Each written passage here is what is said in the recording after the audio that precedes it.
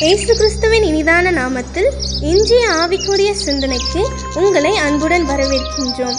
இப்போதும் ஒரு பாடலுக்கு பின்பு உங்கள் சிந்தையை தெளிவிக்கும் ஆவிக்குரிய செய்தியை கேட்கலாம்.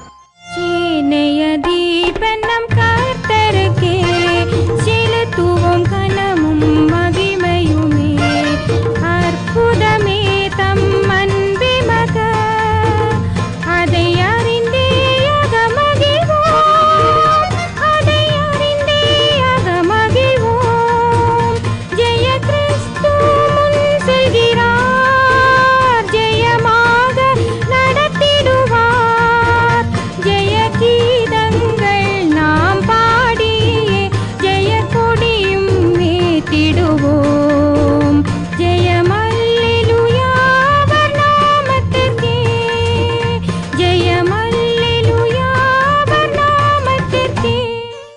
நமக்காக வழக்காடுகிற இயேசுவின் இனிதான நாமத்தினால் உங்களை வாழ்த்துகிறேன். இதெல்லாம் நம்முடைய ஆவிக்குரிய சிந்தனைக்காக நீதிமொழிகள் 23 அதிகாரம் 10-11 நான் வாசிக்கிறேன். பூர்வ எல்லைக்குறியை மாற்றாதே, திக்கற்ற பிள்ளைகளுடைய நிலங்களை அபகரித்துக் கொள்ளாதே. அவர்களுடைய மீட்பர் வல்லவர், அவர் உன்னுடனே அவர்களுக்காக வழக்காடுவார். பாருங்கள், இந்த இடத்துல அழகாக ஆண்டவர் சொல்லியிருக்கிறார், வழக்காடுகிற தேவன் நம்முடைய தேவன். ஒருவேளை வழக்காடுகிறதற்கு யாரும் இல்லை என்று சொல்லி திக்கற்றவர்கள், சிறுமைப்படுத்தப்பட்டவர்கள், கைவிடப்பட்டவர்கள் இருக்கலாம். ஆனால் கர்த்தர் அவர்களுக்காக வழக்காடுவாராம். வேதத்திலே 1 ராஜாக்களின் புஸ்தகம் 21 அதிகாரத்தினில் வாசித்து பார்த்தால், நாபோத் என்கிற ஒரு மனிதன், ஏழையான மனிதன், அவனுக்கு ஒரு திராட்சை தோட்டம் இருந்தது. அது ஆகாப் ராஜாவுடைய அரண்மனை அருகில் இருக்கலாம். ஆகாப் ராஜாவுக்கு அதன் மேல ஒரு கண். கேட்டு பார்த்தான், என்னுடைய முற்பிதாக்களுடைய சுதந்திரம், அதை நான் கொடுக்க முடியாது என்று சொல்லிவிட்டார். ஆனால் அதை அபகரித்துக் கொள்கிறார். நாபோத்தை கொன்று அந்த திராட்சை தோட்டத்தை ராஜா எடுத்துக் கொள்கிறார். யாரும் கேள்வி கேட்க முடியாது, ஏனென்றால் ராஜாவாகிவிட்டதே. ஆனால் நடந்தது என்ன? கர்த்தர் அதை பார்த்தார். அதற்கு ராஜாவிடம் பழி வாங்குகிறார். அப்படியே காரியங்கள் தீர்க்கதரிசனம் மூலமாய் சொன்னது ஒரு நாள் நிறைவேறுகிறது. நாட்களிலும் ஆண்டுடைய கண்கள் உலாவிக் கொண்டிருக்கிறது. எல்லாவற்றையும் பார்க்கிறவர், அறிந்திருக்கிறவர். அநேக நேரம் அநேகர் புலம்புகிறோம், நமக்காக யாரும் இல்லையே நீதி செய்வதற்கு, நியாயம் செய்வதற்கு, விசாரிப்பதற்கு, புரிந்து கொள்வதற்கு, யுத்தம் பண்ணுவதற்கு. கர்த்தர் இருக்கிறார். ஒரு சம்பவத்தை நான் வாசித்தேன். கம்போடியா என்கிற ஒரு நாட்டில் ஒரு ஏழை விவசாயி, அவர் கொஞ்சம் நிலம் இருக்கிறது. பாதி நிலத்தை ஒரு மனிதன் அதை அபகரித்துக் கொண்டான். பொய்யாக சொல்லி தன்னுடைய பெயருக்கு மாற்றிக்கொண்டான். மனிதனுக்கு ஒரே கோபம் வந்தது. என்னுடைய நிலத்தை அபகரித்துக் கொண்டான், அதில் உள்ள மரங்கள் எல்லாவற்றையும் வெட்டி அழித்து பயன்படுத்த முடியாமல் போக வேண்டும் என்று சொல்லி ஆயுதத்தை எடுத்துக்கொண்டு அந்த கோடாரிகள் எடுத்துக்கொண்டு போகிறான். போகிற வழியிலே உணர்த்தப்படுகிறான், நாம் அதை செய்யக்கூடாது, ஆண்டவருக்கு அது பிரியமில்லாத ஒன்று. சரி என்று சொல்லி மீதி நேரத்தையும் அவன்கிட்ட கொடுத்துடலாம், வேணா வச்சுக்கப்பான்னு சொல்லிட்டு நினைச்சிட்டு வீட்டுக்கு வராரு.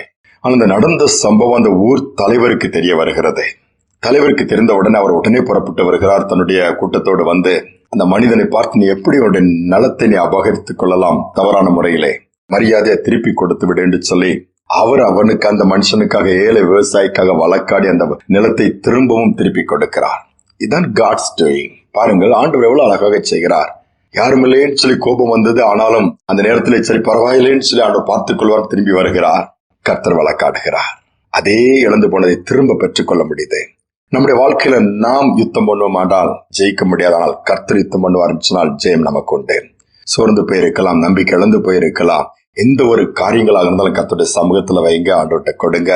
ஆண்டவர் விசாரிக்கிறவர், அவர் அறிந்திருக்கிறவர். உங்களுக்குரிய எந்த ஒரு ஆசீர்வாதத்தை பிசாசு பிடுங்கி வைக்க முடியாது. கர்த்தர் அதை திருப்பி கொடுப்பார்.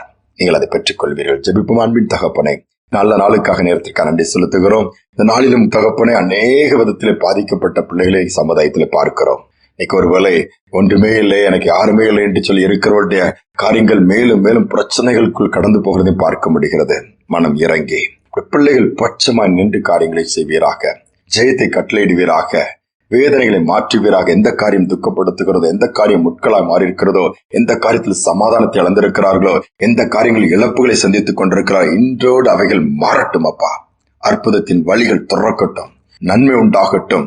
பிள்ளைகளுக்காக நீர் யுத்தம் பண்ணுகிறதை ஒவ்வொருவரும் பார்க்கும்படியா நீர் உதவி செய்வீராக. வழி நடத்தும். தாழ்த்தி ஒப்புக் கொடுக்கிற இயேசு நாமத்தில் பிதாவே, ஆமேன், ஆமேன். எல்லா காரியத்தையும் கர்த்தருக்கு தெரியப்படுத்துவோம். அவர் வழக்காடுவார், யுத்தம் பண்ணுவார், ஜெயத்தை கட்டளையிடுவார். இந்த சிந்தனையோடு இந்த நாளை தொடர்வோம். மீண்டும் நாளை தினம் சந்திப்போம். ஜெயம் கொடுக்கும் தேவனுக்கு கோடி கோடி ஸ்தோத்திரம். வாழ்வழிக்கும் இயேசு ராஜாவுக்கு வாழ்நாளெல்லாம் ஸ்தோத்திரம். ஜெயம் கொடுக்கும் தேவனுக்கு கோடி கோடி ஸ்தோத்திரம். வாழ்வழிக்கும் இயேசு ராஜாவுக்கு வாழ்நாளெல்லாம் ஸ்தோத்திரம்.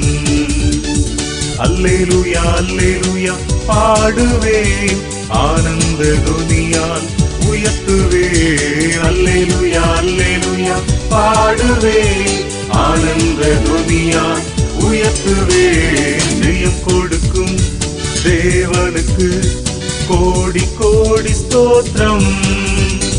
வாழ்வழிக்கும் இயேசு ராஜாவுக்கு வாழ்நாளெல்லாம் ஸ்தோத்திரம்.